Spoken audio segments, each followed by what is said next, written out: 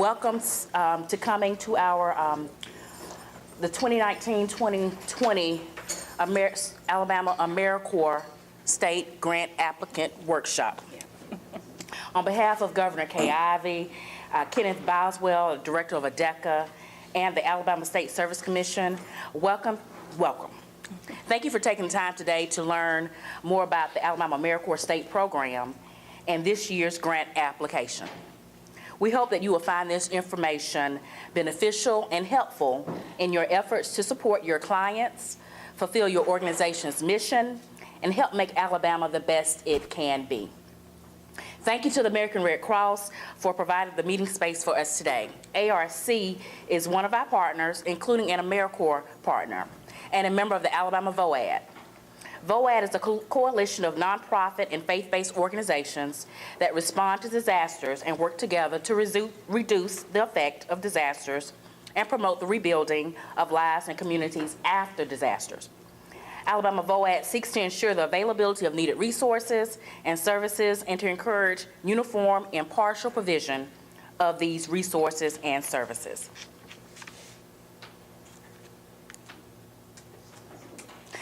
Today, we have with us, I'm Melinda Starr. I'm the coordinator for the Governor's Office of Volunteer Services.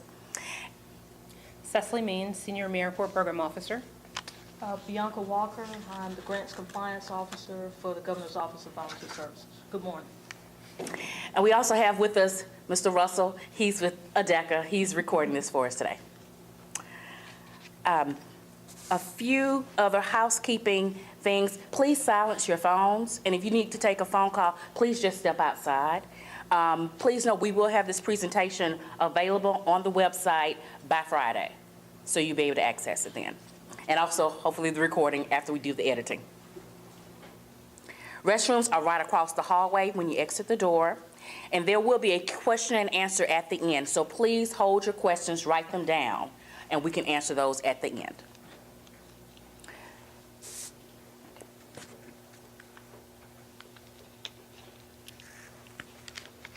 The Governor's Office of Volunteer Services, formerly known as Serve Alabama. It was established by executive order. The office has served as a state service commission for over 20 years. In 2017, Governor Ivey issued executive order number 709, renaming the office and authorizing the office to continue to serve as the state service commission. The office reports to the director of the Alabama Department of Economic and Community Affairs.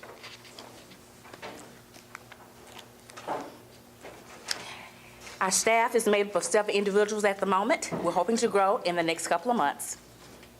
We have myself as a coordinator, Cecily Means, Bianca Walker. We also have Brooke Mills, our disaster preparedness and response director, Ronika Fair, our senior accountant, Ann Dillard, a fiscal assistant, and Anna Berryhill, our office manager.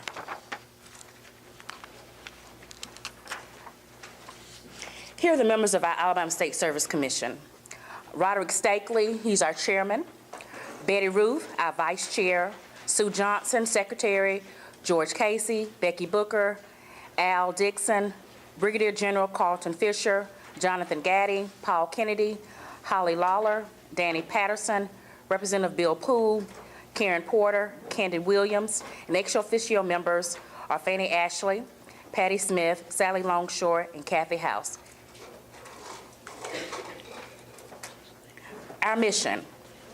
Our mission is to build the capacity of individuals and organizations to serve and transform the communities in which they live and to serve as a bridge between government and community. We work to increase an ethic of service and volunteerism in Alabama, strengthen the capacity of Alabama's faith and community-based organizations, promote collaboration among individuals and organizations, striving to meet some of the greatest needs in our state. Our primary functions are community engagement and national service.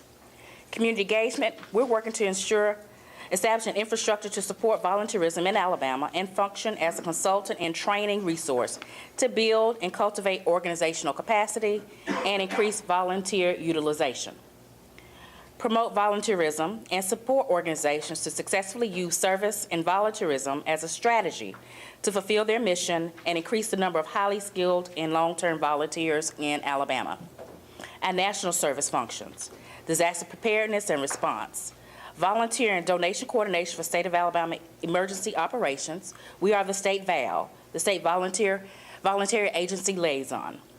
We deal with disaster case management, and we maintain Ready Alabama, a public preparedness multimedia campaign.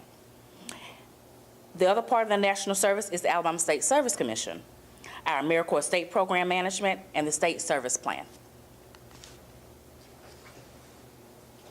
The Governor's Office of Volunteer Services, the Alabama State Service Commission, through that commission, our office grants more than $2 million in state AmeriCorps formula funding for AmeriCorps state programs across Alabama. Our office provides grant management, oversight, and training and technical assistance for awarded subgrantees. Funding is made possible by the Corporation for National and Community Service. Okay, you've already clicked over, okay. The Corporation for National Community Service, which you're going to hear us call it the Corporation, or CNCS, so if you hear that, that's what we're talking about. They're our federal funder, and they're the federal agency and the nation's largest grant maker and supporter of service and volunteering. They have the AmeriCorps program, Senior Corps, Volunteer Generation Fund, and of course, National Days of Service. And what we're going to talk mostly to you all about is AmeriCorps State of the AmeriCorps State and National programs. But I did just want to give you a little brief information on each of those. AmeriCorps State and National, this is where members engage in diverse service projects. It could be at the local level, regional, or national level. The organizations address critical community needs, and that could be disaster services, economic opportunity, education, health, environmental stewardship, and veterans and military families. Then you have AmeriCorps Vista. This is where members go where the need is greatest, and they specifically focus on eliminating poverty. They provide what we call indirect service, while state and national programs provide direct service. So that is working directly with the beneficiaries. NCCC, that's for individuals that are aged 18 to 24, and they usually are deployed to deal with disasters. So when we had 2011, the tornadoes, they came in from other states and assisted with us and our emergency management agencies and things of that nature. They're usually housed in one of the 4 campuses we have across the country. The closest one to us is Vicksburg, Mississippi. Senior Corps is the next one. We don't have Senior Corps out of our office. That's for individuals that are 55 years or older. And basically they are volunteers, unlike what our AmeriCorps members are. And they do pretty much whatever might be needed for a particular organization. It could be, a lot of it is foster care, that's what they call it, foster grandparents or senior companions, things along that nature. And then the last one is Volunteer Generation Fund, and that's basically what it sounds like. It's to generate volunteers with different types of organizations that regularly have volunteers come in. I'm just going to touch briefly on how the funding flow goes for our office.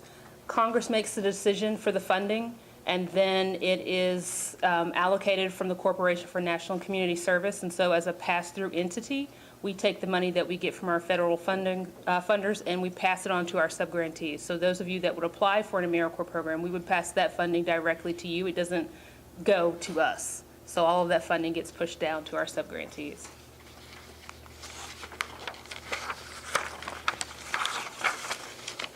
I just want to give you all a few AmeriCorps state facts, both at the national level, if you will, and then at the state level a little bit later. So as you can see up here, 1 million members have served since 1995, and then you have 1.4 billion hours have been hours served by members, and then over $1 billion at this point, resources leveraged each year from other sources, and then 1.9 million community volunteers mobilized in 2017. More than 75,000 members engaged in service annually, 5.2 million, which is the number of disadvantaged youth that have been tutored, mentored, or served by AmeriCorps members in since fiscal 2011. That's a lot. Yes. And to touch a little bit more on what AmeriCorps State and National does, as we've talked about, it can be anything that deals with service. It can be disasters or health or economic opportunity, things of that nature. These are their 6 focus areas. You don't have to be in that particular area in order to submit an application, but this is typically what the corporation has for their focus areas. Capacity building is not up there, but it is also included, and capacity building is with basically nonprofits that are looking to build their capacity up. We have a lot of those in Birmingham where it may be a nonprofit that has maybe 3 people and they just need somebody working behind the scenes, which is not what we typically do, but it's a special case when you do capacity building to kind of help you get up to the point where you can work more efficiently and effectively in the community. And so those, just to point out, those particular areas identified are disaster services, economic opportunity, education, healthy futures, environmental stewardship, veterans, and military families. The healthy futures includes, this is what the corporation states, but we also know what Alabama's needs are that have been identified. We know obesity is one of them, and we know also that the opioid awareness and prevention is part of that. So those will fall under healthy futures. And I did want to touch on, you're going to hear us say AmeriCorps State and National. We are AmeriCorps State, we are not national, and that simply means that we only function in Alabama. We only work with programs that have a singular program in Alabama, and they will seek funding from us. If you're a national program, that could be a program that's run out of New York, and they are also in Massachusetts, and Nevada, and California, but the funding comes directly from the corporation as opposed to the commission. Yeah, that you all may be aware of some programs that are operating in Alabama that are national. It just means the funding doesn't come through us. We're still all partners, but the funding doesn't come through us.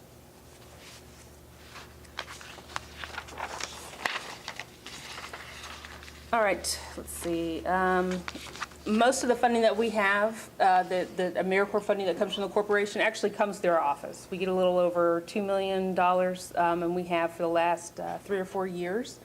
So while we do have national and we do have Senior Corps and Vista, most of the money that's coming through is for AmeriCorps state programs.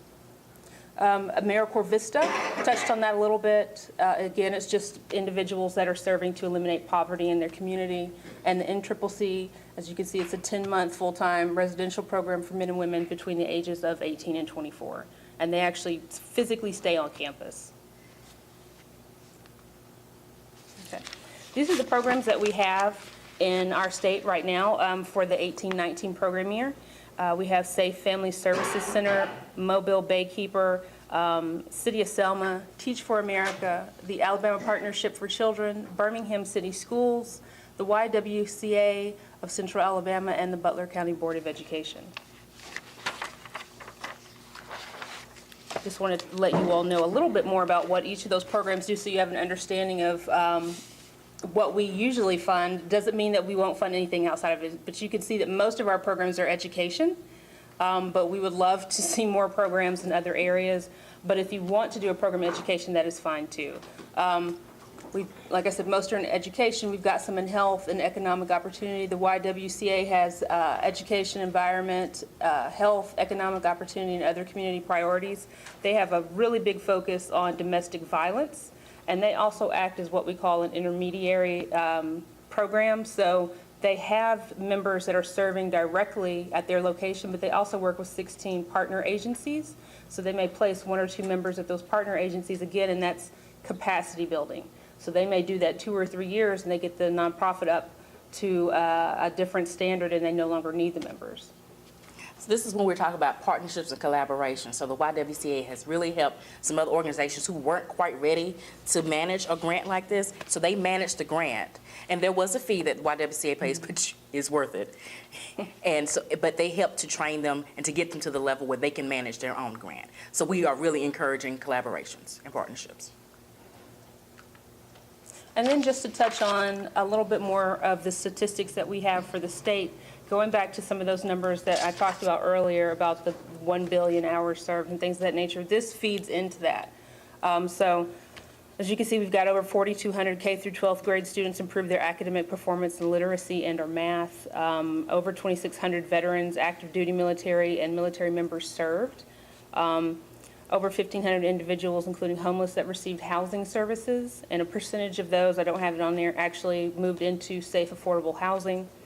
Over 300 youth were engaged in after-school physical education activities to reduce childhood obesity. And also at the bottom, since 1994, more than 7,000 Alabama residents have served approximately 12 million hours and earned an education award totaling over $24 million as well. Yes, we have.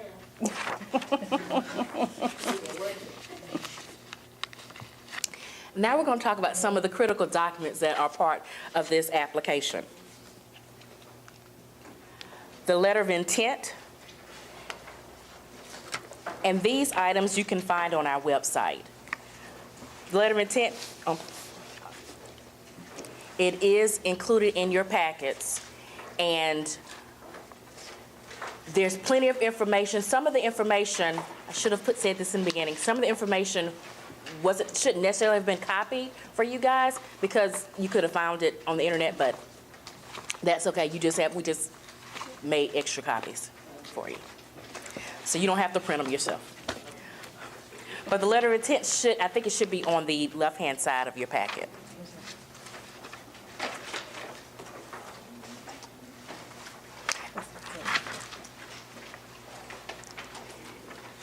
And also included in the packet, if you all can't find it, we may go at the end of the presentation, go through them in more detail. Okay, the letter of intent. The letter of intent is not included as we thought it should have been. We apologize. We apologize. But it is accessible on the website. Actually, there's a template on the web for you to complete. And I'll read the parts of the letter of intent for you. Actually, we talk about it on the next page. Other documents, we're going to go through the letter of intent, but other critical grant documents include the application instructions, the notice of federal funding opportunity, a mandatory supplemental guidance, performance measure instructions, Alabama AmeriCorps state timeline, which is very important to stay on task with that, the AmeriCorps program and financial readiness assessments, the grant application checklist, and submission instructions. Okay, the letter of intent. That's due on January the 30th. And I will also say your assessments are due along with that letter of intent. And you'll find those are in your packet. And you will find it's a programmatic and a fiscal assessment. And that is essentially so we can get an understanding of where you are financially as well as understanding the programmatic oversight. And if you need assistance in filling out those documents, please call us. Yes. We want to help. We want new programs, so we want to help you out. The letter of intent is required for all new applicants, and is strongly encouraged for recompete and continuation applicants. There's a template online, so it's pretty much you just go down and fill it out. Some of the items on there are asking for the proposed program name. You don't have to keep the name. A lot of this information you can change. It's not set in stone, but it helps to give us an idea of what you're looking to do. Because you may not have a cute name for it yet. So you can do a filler name. Contact information, the type of applicant, whether you're a nonprofit, institution of higher education, state government, county commission, so forth. The beneficiaries, your target population, the estimated funds requested, the source of share match, any previous federal funds administered by your organization, the mission of your organization, the mission of your proposed program, your focus areas, and the CNCS national performance measures, which we will go through in depth later on in the presentation, and the geographic and congressional district that you're located in.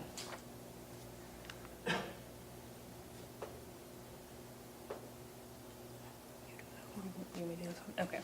You will also find a box like this in the letter of intent, and it may be a little too small for you all to see. The center section is basically the different types of positions. There are 6 positions that AmeriCorps members can serve in, and it goes all the way from full-time, which is 1,700 hours for a full year, all the way down to minimum time, which is 300 hours.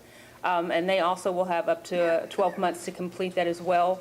Basically, what we're asking on that side all the way over there is the stipend, is a living allowance through the grant.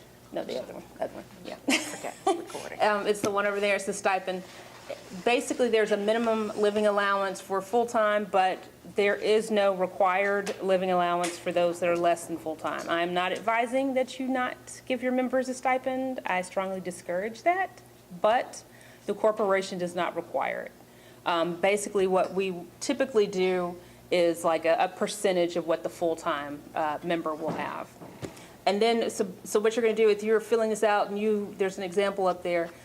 So if you're filling this out and you have 5 members and you're looking at what the minimum living allowance will be, it'll be $13,992 per full-time member. So you'll just do that 13,000 times 5, which will give you that total up there.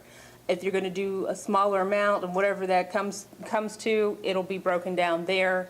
I just did a half of 6,000, so it'll be 6,996 times 2, which will give you a little over 13,000. So you're just going to fill that column out. And the same thing as going with the education award. The education award, however, that will give you a cost amount. You will not find it in the notice of funding opportunity.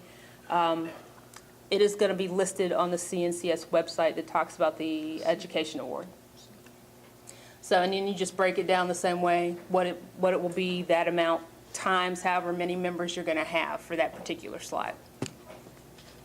And, some of your programs you may have after-school programs, so those will probably be half-time individuals. So it depends on what type of program you're trying to do.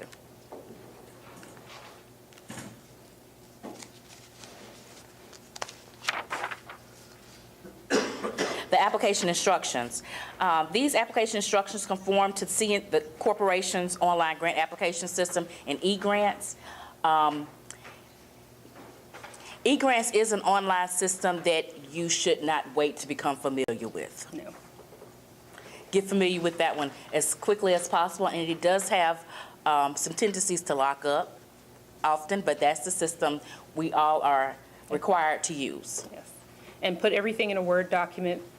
Do not just put it in e-grants, because sometimes e-grants has a mind of its own. And I would hate for you all to think you've submitted everything and it's cleaned it. So put everything in a Word document, save it, and then put it in there. And copy and paste. The application instructions also include detailed instructions on how to apply in e-grants. Provides you worksheets to help you develop your budget, and separate instructions are there for new, recompete, and continuation applicants. And I will say, one of the main differences, you're probably going to notice that we have what we call the Notice of Funding Opportunity, which you're going to hear me call a NOFO, and then the application instructions. It seems as though common sense would say my application instructions are going to tell me how I need to apply. They only tell you how to physically apply in e-grants. They don't give you the breakdown of the actual application. That will be in the Notice of Funding Opportunity. So if you could just switch your thinking on that one.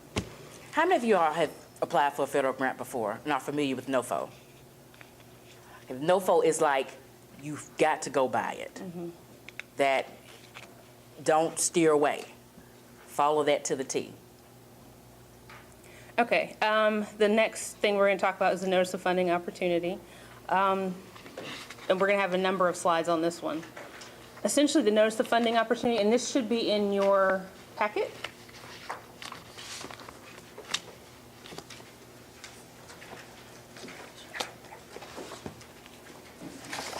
It looks like this.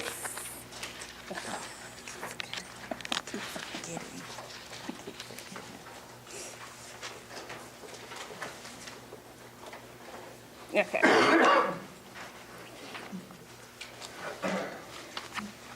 Essentially, the Notice of Funding Opportunity is going to tell you about the eligibility requirements, page limits, a number of different things. But on this page, I wanted to specifically talk to you all about the narratives that are going to be required in the NOFO, because this is where this is what it comes down to. This is what we are looking. This is what we're reviewing, and this is what we are putting a point system against. So if you'll flip to, yes. Have you used the deadlines? No, ignore the deadlines, because they have competitive and formula. All of you will be formula, and formula is beginning this year. They just do it all in one. Don't worry about it. It's for competitive. That was competitive grants, but you're applying for formula grants. So those 2 different grants. Yeah. But they just put it all on the same Yeah. instruction. Okay, So the deadline for the formula, has already passed, or, formula, oh, formula, sorry. For the LOI and for the assessments, that is going to be January 30th, 2019. For the formula materials, and that includes the e-grants application as well as the additional requested materials that we have, will be March 15th. And all that information can be found on your timeline. It's in your packet and it will look like this.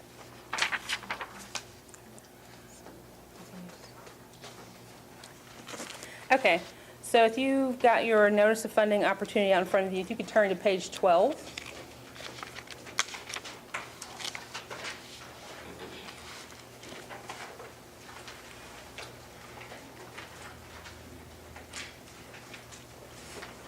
Okay, I just want to go through briefly what these main sections are, the ones that we look at and the ones that we score against. The first one on page 12 is the executive summary. You will see that it says 0 points, but that does not mean we don't review it. I can't tell you how many applications we've received where the instructions have not been followed with the executive summary. If you see that it says just follow the template, that's all you have to do. Is literally copying that template from that notice of funding opportunity and then plugging the information in where we are asking for that information. So please make note of that one. The next section on page 13 is program design, and it's worth 50 points. It's got different sections, and each of those different sections within the program design have points for each of them. So the first one is the theory of change and logic model. There is going to be a template in your application. It will actually break up different columns for you, so it'll tell you, let's say it's the community. There might be one in here in your packet that actually shows you what that looks like. So much. you all our first workshop, and someone was really eager and made a lot of copies of things. So, All right. Yes, so you will see a logic model. You'll see it's going to look kind of like this, but the actual model, which you will fill out for your application, will look like this. Some of you may already know what a logic model looks like. It's basically telling us what your community need is, what the intervention or the program will be, how many individuals you will serve, those beneficiaries, what your target population is, how many members you're going to need, things of that nature. So it will break down all of that. It'll go from your problem, your inputs, your activities, your outputs, and then it'll talk about your outcomes.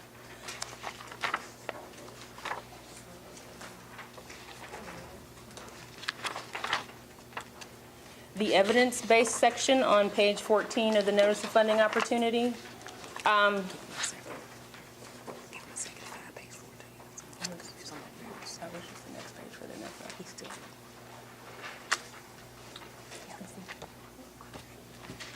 On page 14 for the evidence base, this section I think is one of the main sections that people kind of struggle with. But I do tell everybody up front, it's okay if you don't have evidence to, I guess, substantiate the intervention that you have. Most of the programs that apply, or the host organizations that apply, don't have a strong evidence base, and that's okay. And the corporation realizes that. You will eventually get to that point. And basically the evidence base is, do you have, is your intervention based upon research or other interventions that have occurred, and can you back it up, kind of like a research paper? So do you have that information that will back up the evidence for your intervention? Like I said, it's okay if you don't have all that.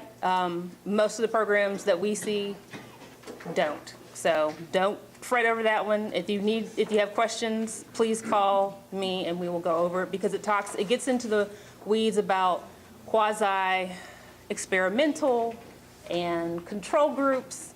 So I don't want that to terrify you if you see it. It's okay if you don't have all the points on that. you're going to build up to that. Question. Is there a repository of evidence-based models?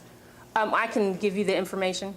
Yeah, they have some stuff that deals specifically with evaluations and things like that. If you all have any questions, please remember to jot them down so we can go through all of them, because we want to make sure to address all the questions so we can also share with the other workshops. as well. On page 15 of the notice of funding opportunity, you're going to come up on the notice of priority, and that one you'll see is 0 points. That's essentially if you have a program that's going to be in that priority area. It's not the focus areas, the priority areas, which we will touch on a little later, but there are no points for that. The next section is the member experience.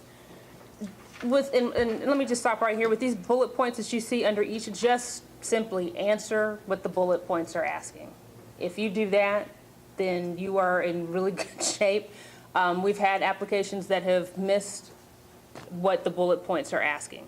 You cannot go wrong if you just make it as cut and dry, and this is the information, because then we don't have to try and hunt and find it, and we don't have to do a lot of back and forth feedback after your first submission. So really just answer these questions that are here. Yeah, these grants are more direct. They're not asking, just answer them directly, don't give any extra.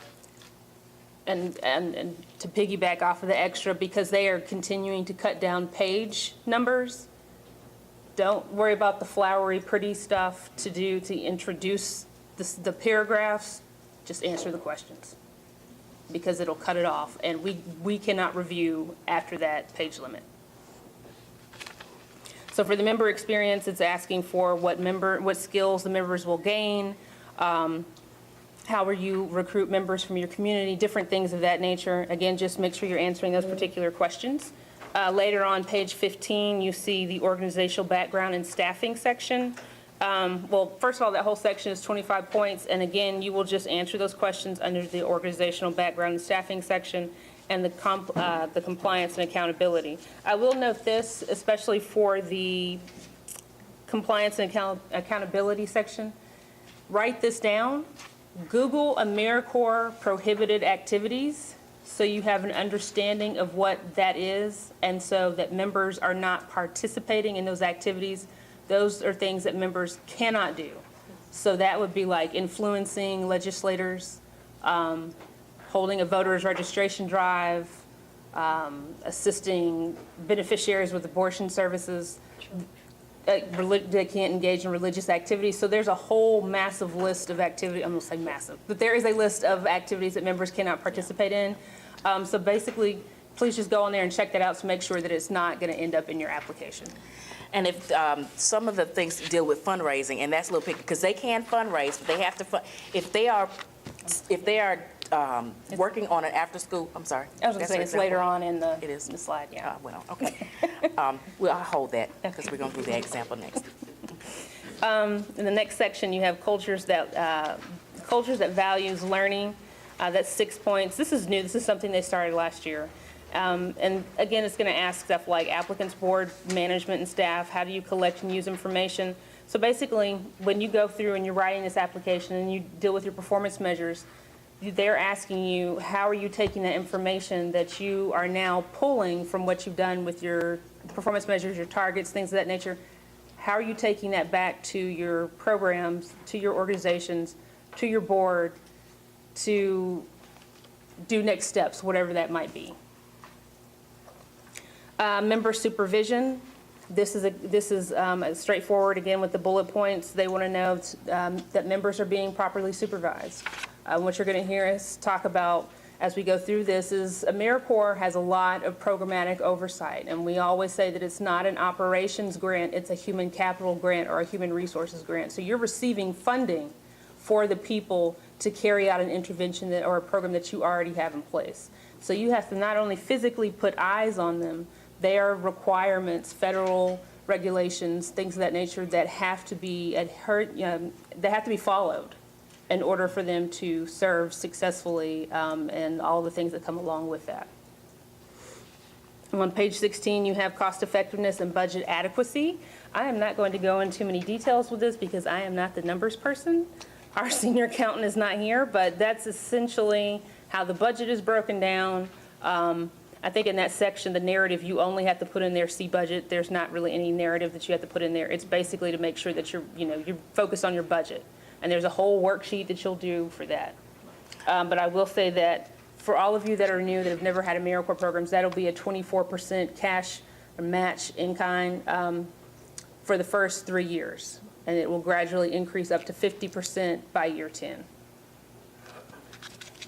And don't let that deter you, because we have several programs that are 10 years with us, and they're up to 50% match. So that's something that, as you go along with the program, you become more familiar with it and more understanding of how it flows and whatever your needs are for your particular program. And the senior accountant, she will be accessible by phone or by email to assist you with answering some of your questions. Because I will tell you up front, I do not do, you can call me, but I will refer you to Renika because I do not do numbers. And the last section on there is on page 16 for the evaluation plan. There are no points for the evaluation plan, but for all new applicants, you have to provide a data collection tool. And if you don't have a tool up front, I believe you just have to have specific information on how you're going to collect data. But please note, if you're going to do that, please just be advised, that, like it says in the NOFO, the corporation reserves the right at any point to ask for that data collection plan. And if it's really simple, like, you collect things after each meeting or each gathering, I mean, just whatever it is. It doesn't have to be anything elaborate.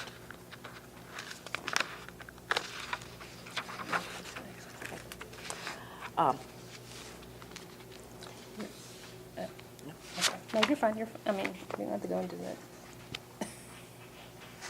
Because I hadn't even gotten to that one. There we go, okay. Also in the notice of funding opportunity, you're going to find the priority areas that I mentioned before. As you can see, these are not completely different from the focus areas, but there are some other things that they are specifically looking for. So outside of the 6 focus areas that we touched on before, they want to see faith-based organizations, safer communities, rural intermediaries, and those are the only ones that are different than the focus areas. So, I'm sorry? What page is that on? No, it's just for the funding up. The priority The areas. priorities. That should be on page 2 of the NOFO.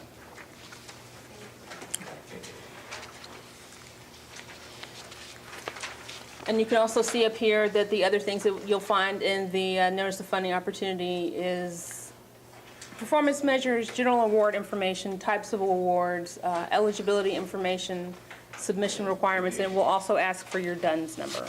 So if you all, I'm hoping many of you are already registered on SAMS.gov, are familiar with that. If you're on that you're way ahead of the game. That will save you a lot of time because you're getting into the federal system. And so that's, I can't even remember what SAM stands for. System of Account. Thank you, System of Account Management. But that's because your funding will be coming through draws from the federal government, so you have to be in their system. So go ahead and take time. You probably find it beneficial for other things as well to go ahead and get registered. It's free to go ahead and get registered on SAMS.gov. And because the NOFO will require your DUNS information, your DUNS number as well.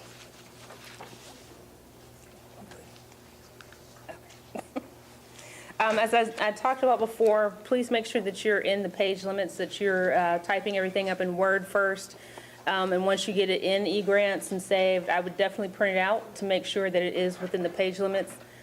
I'm not sure what it is at this point. I feel like it may have been pushed down to 10. Last year it might have been 12, and I think before that it was like 15. So they're trying to make it less and less. They really just want, the Just the information facts. that's asked for and nothing flowery or extra. You see the Siegel Education Award is up there. That's provided by the National Service Trust. It's not anything that you all have to budget for. So if you are awarded and you have 40 full-time members, it's the money that's put aside by the federal government and that national trust for each of those individuals to get their education award. Evaluations, we touched on that a little bit. You're going to need the data collection plan, and if you're a first-time recompete, so if you all are awarded and you do years 1, 2, and 3, that's a 36-month grant, and then when you compete for that 4th year, you are out of that 3-year grant cycle, so you will now be what is considered a recompete. So for a first-time recompete applicant, you will have to provide an evaluation plan. And anytime after that, in the next recompete for the, that following fourth year, you will be considered what we call a subsequent recompete applicant. So in that case, you will have to have an evaluation plan for the next 3 years as well as an evaluation report. But because you all are first time, don't even worry about that. You're just focused on the data collection plan. And we work with all of our programs to lay out what that evaluation plan is going to look like, so we're not going to just throw you out there and have you figure it out on your own.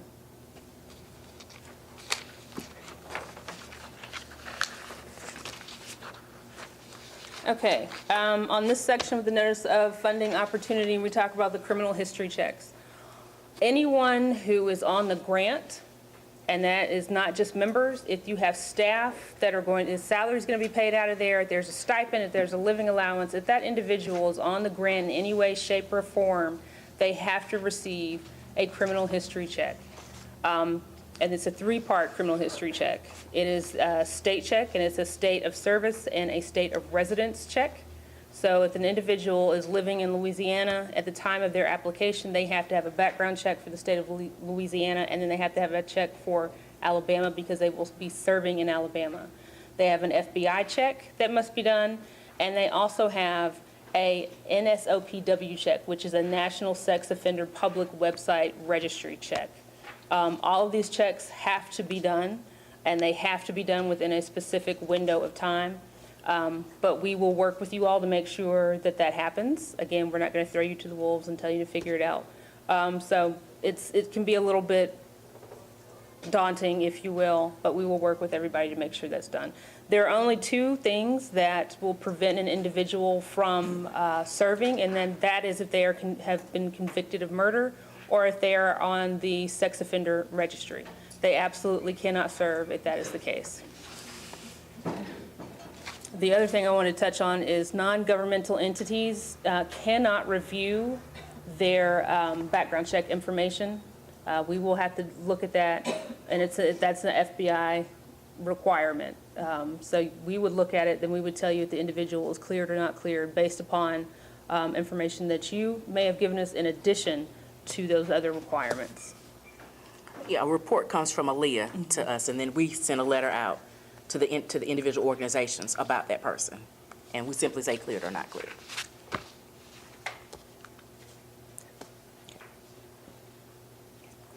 The corporation annually sets a maximum cost per member service year. You'll hear MSY often. That maximum cost this is for membership. MSY equals 1,700 hours. That's the full time. It's kind of like the equivalent of an FTE. So just think of it kind of like that. Yeah. And by the way, the corporation prefers for you to say member, not employee. Or volunteer. Or volunteer. They're members. Or individuals. This amount is essentially a formula for determining the maximum amount of funds that can be awarded. For 2019, cost reimbursement grants are $15,119 per MSY. Each year, the corporation may change that amount. They've gone up. Last year was $13,000. This year is $15,119 per MSY. The federal share, why is that question, John? The federal funds requested does not include your match or the grantee share. If you request 10 MSYs, your federal share cannot exceed $151,920.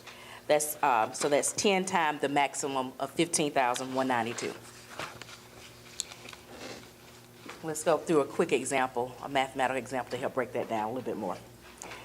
So we got the $151,922. That's your maximum federal request. Of that, $151,920 is federal. That's 76%. So you need to add 24% of that would be your share. So that's $47,975. 24% of $151,920 is $47,975. So just multiply 24% times your federal request, and that's your percentage. So the total grant would be $199,895. So that's the $151,920 plus your 24% equals the $199,895.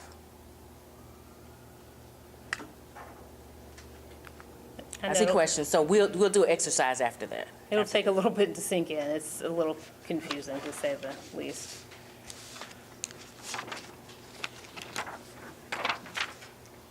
This table will be part of this presentation. That helps explain a full-time member is at 1,700 minimum hours. So their MSY value is 1. And then number of weeks needed to complete the term if they're serving 40 hours a week. We give you, we know sometimes things happen, but this is just kind of to help give us a guide. So if that individual, that full-time person is serving 1,700 hours, averages out to be 42.5 weeks if they're serving 40 hours a week.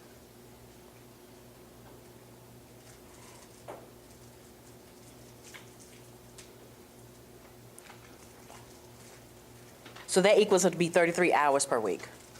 Okay, so that's another breakdown of it. I know, it's hard to see, but you'll have access to it. I'm sorry, we couldn't try to make it bigger, but it kept, yeah. A single member service year can be split into multiple positions because you may have a program and you may have duties that can be taken care of in 3 months, so that person can move over, and for the rest of their time, they're being assigned to another part of the project.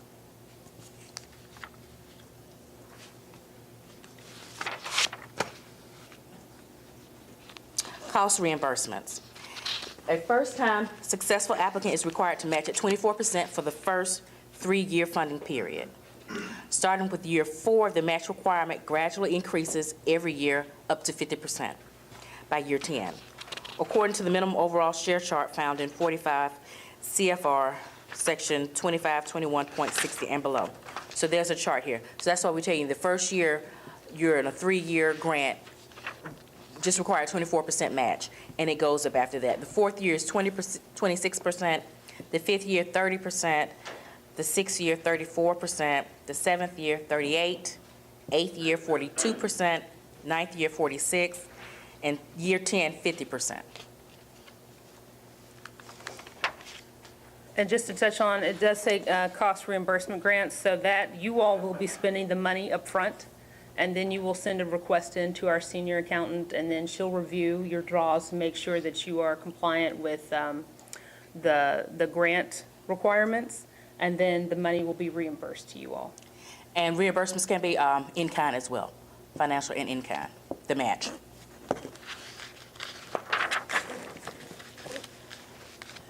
This is some of the additional documents that we will request that are not necessarily requested by the corporation. As you can see, we've already talked about the readiness assessments, and those are going to be due on June 30th. It's just a questionnaire, and it's just a yes or no. January 30th. Yeah. And so we're going to try to, based upon that, see where you are financially and see if you can deal with the programmatic oversight as well. Fiscal assessments, part 1 and 2, that does not apply to you all because that is for continuation and recompete. Everyone, regardless of recompete, continuation, or new, all must submit their most recent financial audit. You will also be required to do a program design, and that should be in your packet as well. And you'll see it's basically a bunch of different little boxes.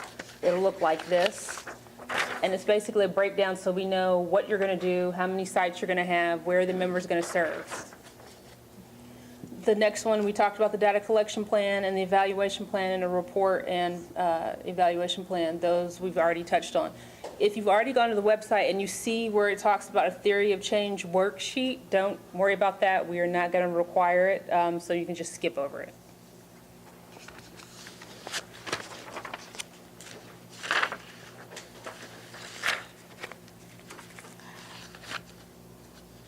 Like I said before, I'm not going to go too much into detail about the budget. Renika can answer those questions, and we do have her contact information. I can give you a card if you would like that. But we do, and like Melinda said earlier, strongly encourage you that you all reach out to us and you reach out to our accountant to talk to her about it. The budget is developed based on the MSY, as Melinda talked about before. We do request that everybody who's submitting put at least a $2,000 minimum for in-state travel, because we do two things that you will be required to attend. One is our annual grantee training, which happens every July, and that's basically where we bring all of our programs in. We talk about updates from the corporation, updates at the state, and go over some key things that we need to talk about for each year. So it could be pre-enrollment, whatever it may be, and that's usually one full day. The other item that we have that's out-of-state travel, we have regional trainings that we go to. The one that we're going to have for our current program year will be in Minneapolis. Before, it's been in Greenville, South Carolina, Nashville, Tennessee. So we want to make sure that you all are budgeting to go to that because it is a requirement. Let's see. And there may be additional trainings. That's been one of the efforts of ASK, that's the American Service Commission.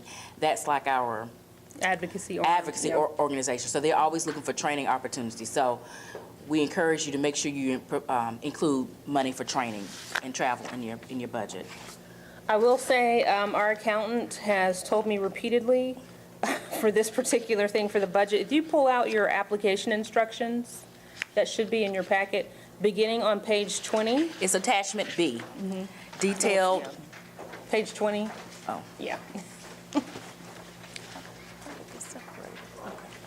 No, because I only printed this out. I didn't want to print the whole thing. You know. This section talks in detail about the budget, its instructions, what's going to be required of you all. But if you flip to page, where is it? Page 31. She has told me repeatedly, if you follow the budget checklist that you can find on page 31, she said you should be good.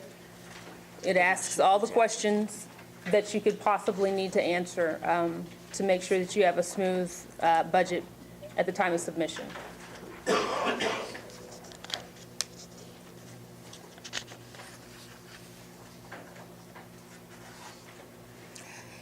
Even though the maximum MSY is 15,192, don't feel like you need to go to the max.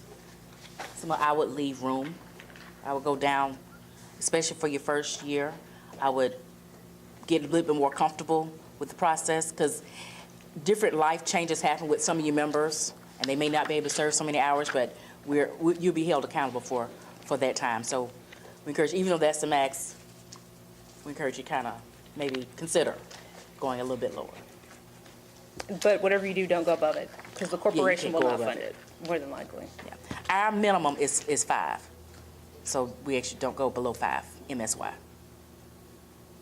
Okay, I'm just going to read what's sitting up there right now. AmeriCorps is meant to enhance the sound program model to serve more beneficiaries and reach a greater geographic area, typically to expand your resources as far as the reach of your intervention or your program. Different member types can be used to meet that need. You should really ask yourself, do you really have a need for all full-time members, or would a combination of members work best? So, you know, would it be good if you had 3 full-time and then maybe 5 half-time, or maybe 5 half-time and 2 quarter-time? So it's really just, what is that ultimate need? Because the members should be doing something. It's not good if we go on site and see and the members are just kind of hanging out and chilling and not doing any service. And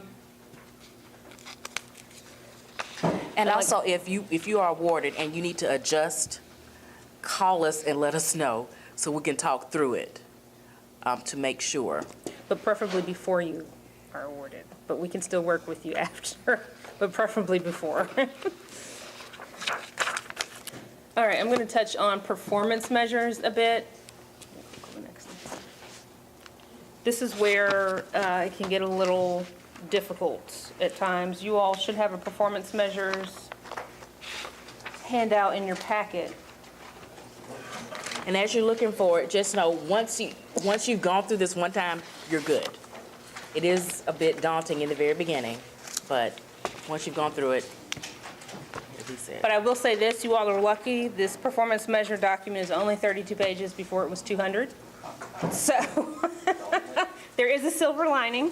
But with the performance measures, I think many of you may have dealt with performance measures before. The corporation does it a little differently. I know I have a background in health education, and we've learned it a certain way. It's slightly different than what I think a lot of people have seen.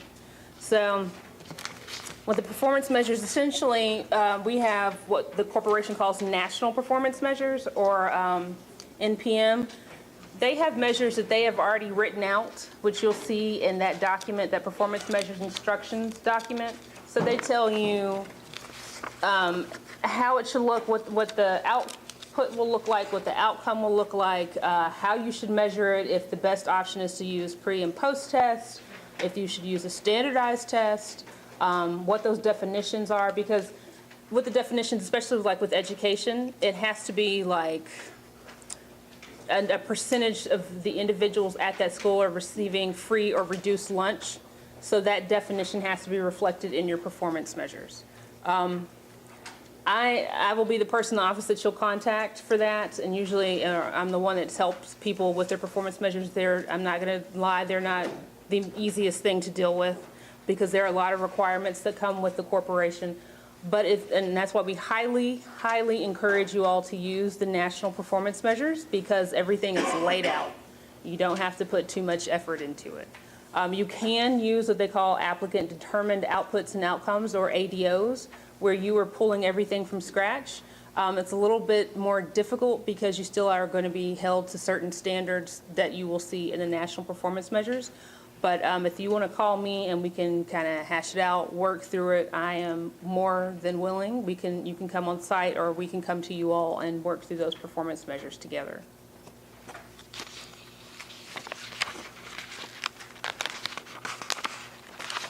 I'm just going to go, the next number of slides are going to be more specific to what the outputs and outcomes look like. Again, because we've had a number of applicants struggle with those. So the outputs, let's see, the corporation, go back one. The corporation wants at least one aligned performance measure, and that is an output and an outcome together. You can just have an output all by itself with no outcome, and you can have an outcome all by itself with no output. But they do like to have at least one aligned, and that's just an output and an outcome together. As you can see up here, outputs are simply the amount of service provided, and the outcomes are the changes or benefits that occur. So for example, It's coming down. An output, again, is the type of measure that tabulates, calculates, or records the actual product. So for a national performance measure, this will be a number of individuals that receive CNCS-supported disaster services or preparedness, whatever it might be. So this is going to essentially be your denominator. It's always going to be that larger number for your output. You click it. And then you have your outcomes. It'll be that smaller number. It's always going to be pulled directly from your outputs. It's a type of measure that indicates progress toward achieving the intended result of a program. And for the corporation, their outcomes, it has to be a change. So it's going to be a change in condition, a change in behavior or skill. It cannot just simply be a smaller number of, for instance, if your output is number of people who attended this training, and then the next number will be number of people who completed a survey. That doesn't change anything. They are specifically looking for a change that happened with that beneficiary or that group of beneficiaries. give an example. I am. They're like full on examples later. So what is being measured with your outcome? So will the program intervention change attitude, knowledge, behavior, or condition? So for attitude and belief, this is like a thought or a feeling. So this would be a caregiver that feels she has more social support after receiving respite services. For a change in knowledge and skill, this would be a student improving reading ability after attending tutoring. For a behavior or a change in action, there will be a student that improves class participation according to teachers after participating in a school mentoring program.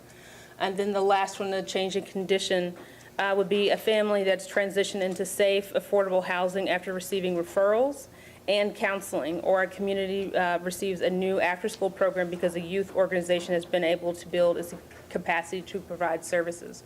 I will also say this. It does note referrals in there, but you cannot stop at referrals. So if your outcome is number of individuals that received referrals, it should be number of individuals received referrals and got medical services. There has to be something else that changed that initial issue.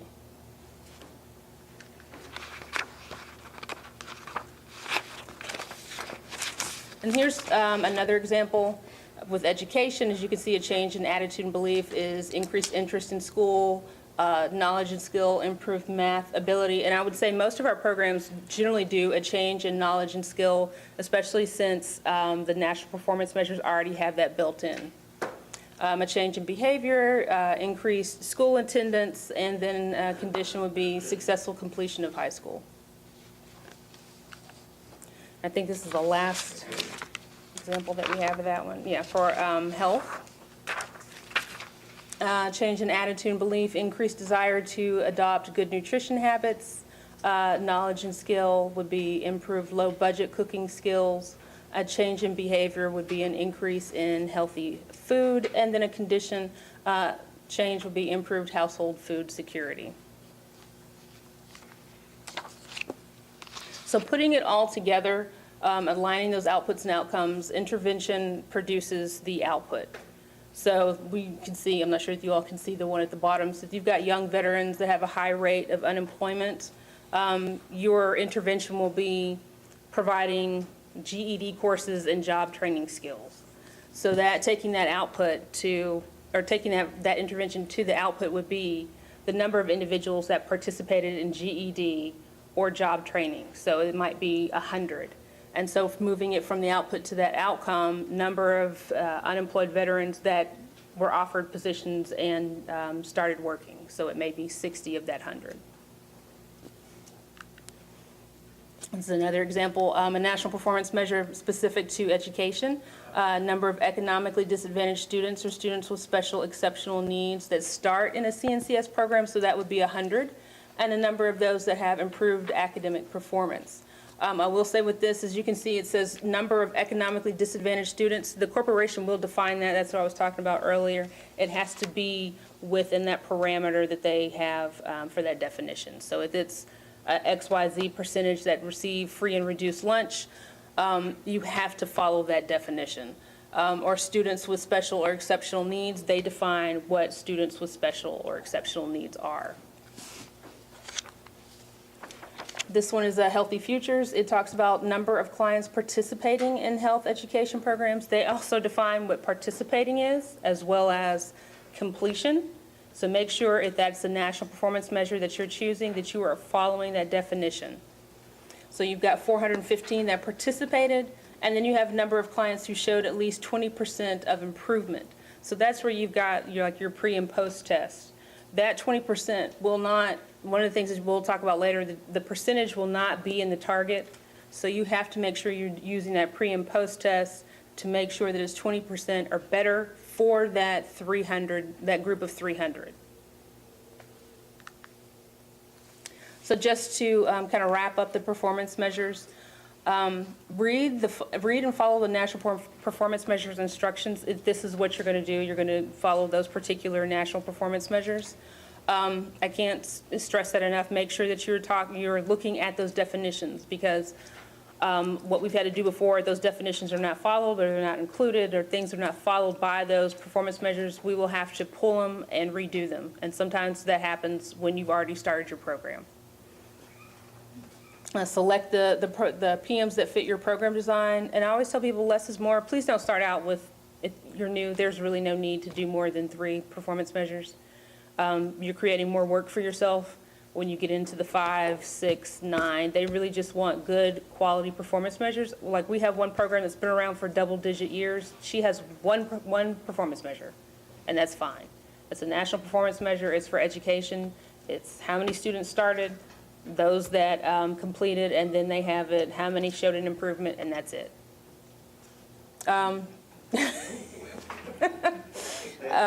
Measure your outputs and outcomes for the program beneficiaries, not the members.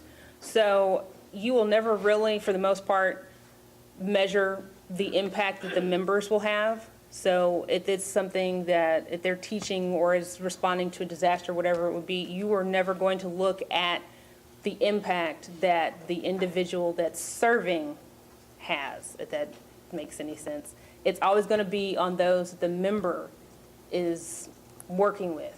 It's that beneficiary group. We do have some very, very few measures that actually will measure the AmeriCorps member impact, and that's generally with our professional corps. So they are teachers, so it's how many of those teachers that started out are now retained in high-need schools, or it may be a member that has started taking a college course, or is getting their GED. Those are the only times you're really going to see where we are using a measure for the members. And a professional course like Teach for America, that's considered one of the professional courses.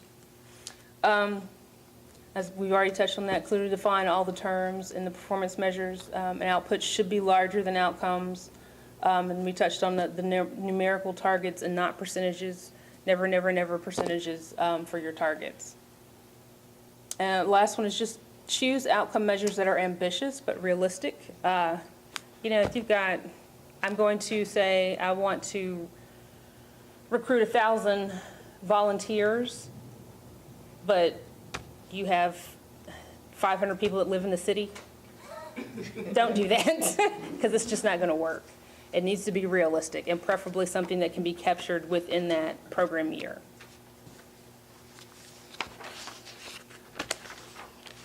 Now we're going to talk a little bit about the AmeriCorps state programs and their members. Who will be helping to deliver your program and put it into action? Who's going to be the boots on the ground? AmeriCorps members, to be eligible, they must be a U.S. citizen, U.S. national, or lawful permanent resident of the U.S. They must be at least 17 years of age, high school graduate, GED, or working towards that goal. They are subject to the criminal history checks, as we've explained before, and any other program-specific requirements. Members are not volunteers or employees. They are members. They are individuals enrolled in a specific term of service with an AmeriCorps program where they serve, not work or volunteer. Eligible members receive a living allowance, health insurance, child care, where applicable, education award, and professional development opportunities. That's why we encourage you to make sure you include some travel in there, because we do provide numerous opportunities for them to get some training and professional development. That makes you very attractive if you're providing that to your members. Development training, professional development. Okay. We've touched a little bit on this, what the service hours are going to look like. Full-time has 1,700 hours, and on down to minimum time, which has 300. Generally, members have to, regardless of the number of hours, have to serve within 12 months. You can do it as less, I want to say as little as 10 months, but it's usually 10 months to 12 months. The living allowance minimum, as we talked about before, for full-time is $13,992. It's not required for positions that are that are less than full-time. I do not encourage you all to do that. You should still try and provide a stipend, but it is not required per the corporation. They do have a maximum amount, though, for every single slot type that's there. The education award, that is not going to be found in your notice of funding opportunity. You have to physically go on to the website, and that's nationalservice.gov to see what that amount is. It is the equivalent to the Pell Grant. That will never change. So whenever the Pell Grant changes, so does the education award amount. Right now, it's $6,095, so they will get that $6,095 to go back to, to go to school, to pay loans, and for other specific school items. I'm not sure what they are off the top of my head, but it will tell you that. Just a caveat as well with that, it is taxable, and they can earn up to 2. One of the nice things about it is if it's an individual that goes to a school that matches that education award, they can get $6,000, a little over $6,000 for the Ed Award, $6,000 for the Pell Grant, and $6,000 for a school that matches it. So that is a possibility, and that can actually happen twice. So that funding is available. And this other thing, just to be sure that you want your members to be able, if they are therefore, that's one of the things they want is the Ed Award. You as a program, you have to make sure you're following the guidelines, because you could do something that would disallow that award for that member. And it may not be their fault, maybe something that you did, but they would be affected. But we will work with you to make sure that everything is followed. As an AmeriCorps program, there are certain federal regulations and requirements that have to be followed. I'm not going to go in too much depth. I don't want to overwhelm you with that, because more of this will be something that you will see if you are awarded, and things that we'll talk about with the at the grantee training.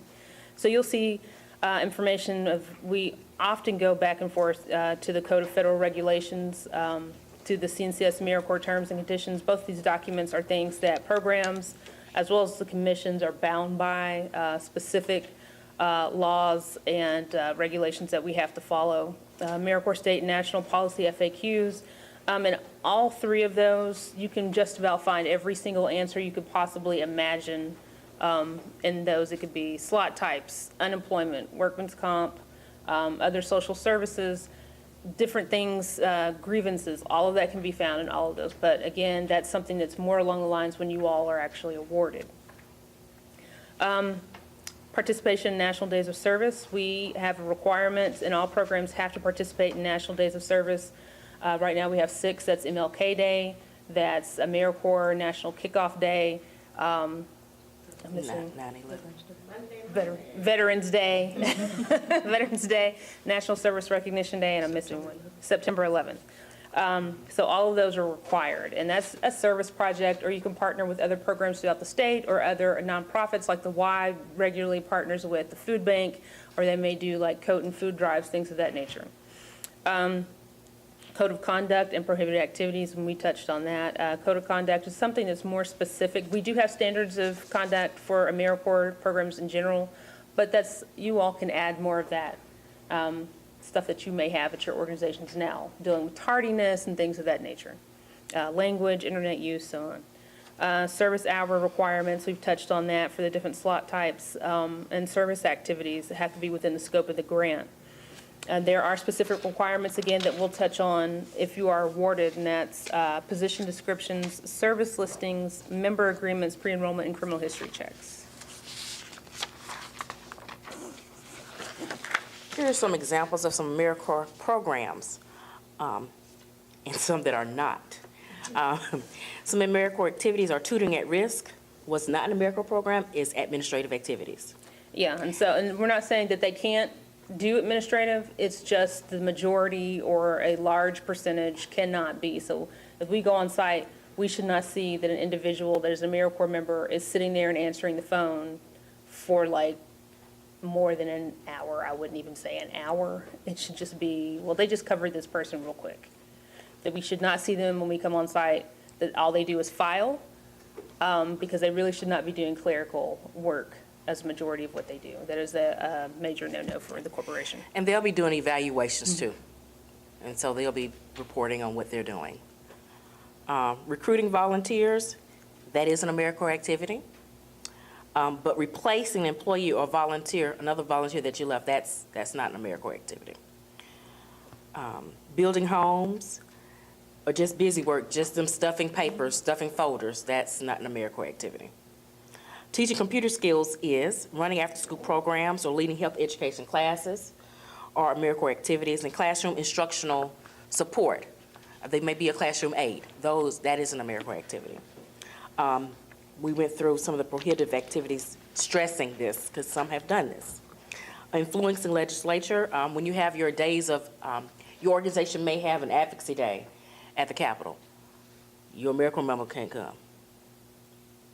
They'll be working on the project. And you technically, if you are serving time on the grant, you should not be doing any advocacy. So it should be something where you're not physically on the AmeriCorps grant. I know it's a kind of, we can talk individually about that. It's a little hairy. You may, as a staff member, some of your time may be allotted toward the grant, and some of your time is allotted toward your organization. Mm-hmm. Just whatever time that you charge toward the grant can't be dealing with the advocacy time. Organizing protests, political activities, engaging in religious activities. Members may raise funds that benefit your organization's service activities. So if your AmeriCorps member is leading a reading program, they can help raise money to buy books, but that's all. It has to be related to the program, and the money has to go back into the program. It can't be raised and go into the general fund. It has to go toward that program. They may not raise funds for living allowances or for your organization's general operating expenses. And they cannot work on writing a grant application to the corporation or any federal agency. You may have them working on another activity to get the books, another grant, maybe to write to Walmart to get the books. That's fine, but they can't write the grant to help you work on your corporation grant.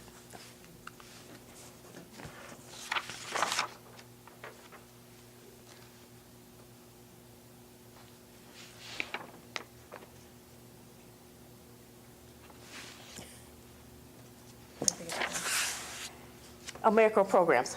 Programs must provide a member service agreement. We have examples of that for you to follow, and then they'll sign that. So that's like their contract. That is their contract.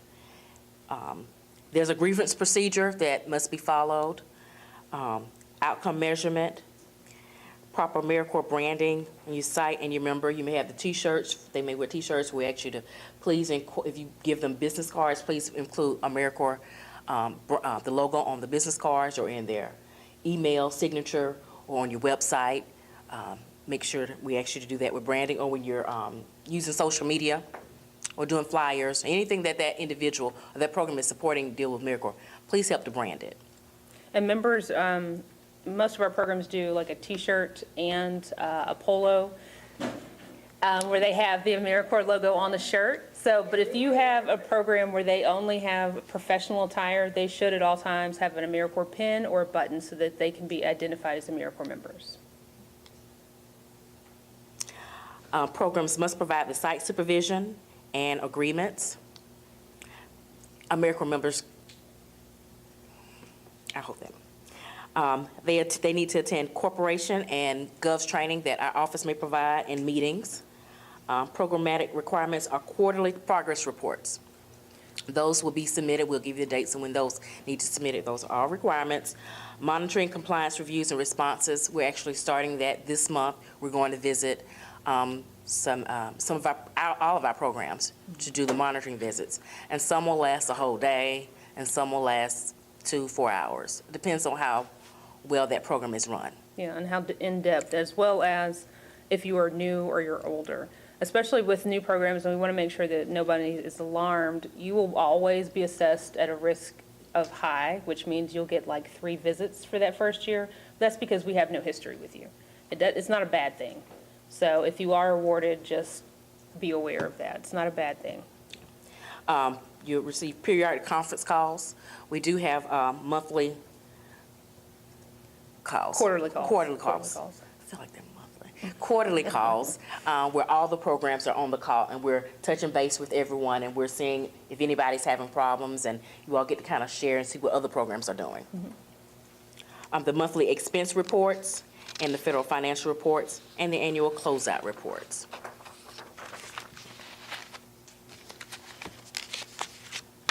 Some additional program must-haves will be successful member recruitment and placement strategies, and we'll work with you all, and we'll also make sure that we partner you with programs in your area, so they can also help you to kind of better understand how to reach out to them, where to go to get good quality members. Clear structure within which the members serve, provision of training and learning opportunities for staff and members, leadership and teamwork opportunities, and ongoing support and supervision of member and service activities. Expectations that we have with you all would be regular program and member oversight. We touched on that a little bit. It's basically that, supervisor putting eyes on that individual on a daily basis, as well as all the paperwork and things that go with it. Measure and account for impact. That goes back to your performance measures and your targets. That you're inclusive, so individuals with disabilities, that you are recruiting those individuals, that you have that material to do so, and the corporation provides that as well. That you partner with faith-based and community organizations. It is an expectation that you're reaching out and using those community resources, that you partner with each other, with those other AmeriCorps programs, and also recruit volunteers.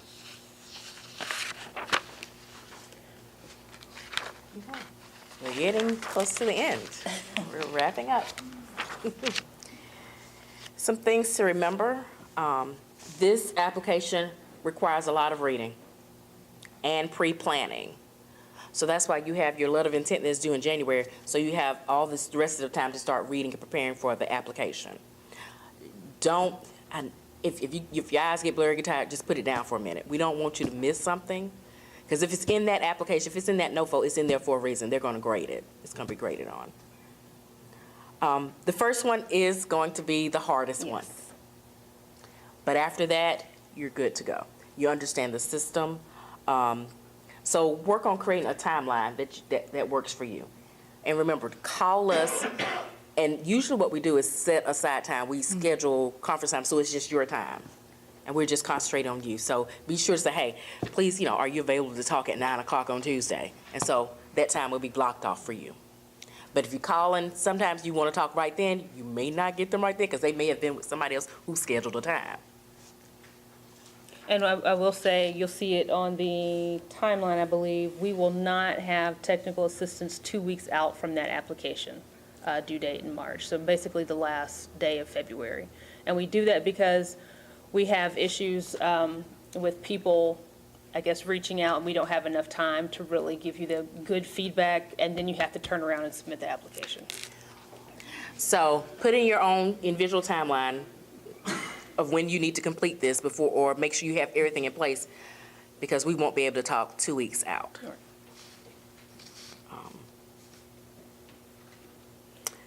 I think that's about it. Programs are awarded annually, but are typically 36 months, 3-year projects. And you can review the application materials at servealabama.gov. And like Melinda was saying, 36 months, so that first application that you submit, that will be your most difficult because you're going to be in years 2 and 3. You won't change your application. It will be the exact application. We will have a section for what they call continuation changes. So it's just, am I going to increase the number of members? Or I'm going to go to another site, and that's literally all you have to put in there. You will not touch that application.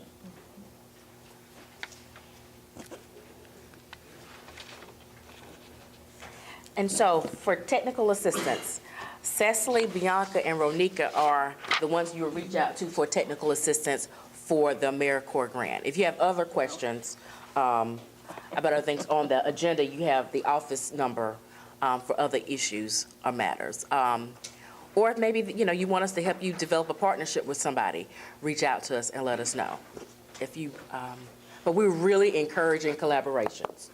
We really want to reach out to higher education institutions, because we know I've gone to some meetings that I've been with some other commissions, and they have some great partnerships with some higher education and with the police, with law enforcement, and with state and local government. So we really want to kind of go in and do those things. So we encourage you all to partner with them. Maybe those organizations have the capacity to maybe manage the grant, and maybe you can work on another piece of it. So we want you to get creative and think outside the box on things. We want to reach more people. Right now, our grant programs are located we have a program in Sylacauga, a program in Birmingham. Multiple programs in Birmingham. Multiples in Birmingham. We don't have any in the Wiregrass. We don't have any in the Black Belt. We have one in Mobile and one in Montgomery. And one in Selma. And one in Selma. So we are trying to reach out to other areas. So we are hoping that really encouraging partnerships. And who's with the Boys and Girls Club? We are really wanting to reach out. Some other commissions have had success with the Boys and Girls Club. So I can definitely give you email you some names of some other clubs, and you can reach out to them to see what their applications look like to help you with that. But yeah, a lot of them did that. We were on the phone with one in Florida. They just started it, but I went to some meetings, some other ones, they've been doing it. They were like, oh yeah, of course, we've been partnering with the Boys and Girls Club. So hopefully you won't have to reinvent the wheel for you. And I'll just say, I know it's a lot of information. It's a lot of information, a lot of papers that are in front of you. Please don't be overwhelmed, because we are here to help. We have no problem, like I said, going on site and working with you all, walking through those performance measures, trying to help, helping you all to have a clear understanding what we're looking for. Like Melinda was saying, we want to expand our portfolio, not just in the focus areas, but geographically as well. We're available. Just give us a call, shoot us an email, and we're happy to go on site and talk.